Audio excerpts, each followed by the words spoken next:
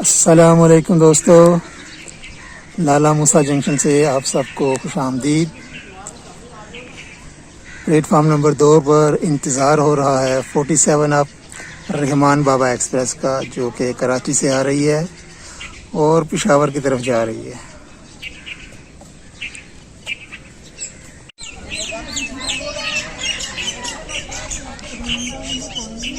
Forty seven अब रहमान बाबा express की lights visible हो गई हैं।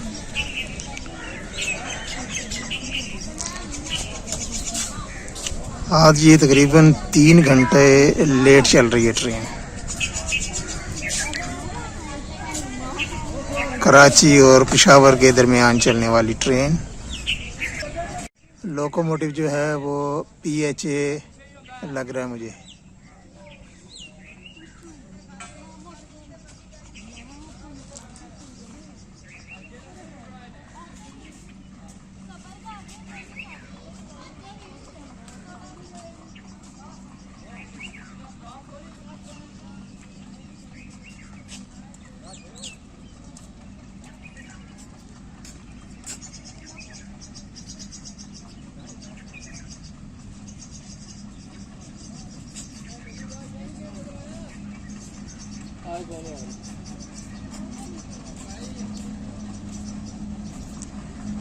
तिरासी 12 के साथ।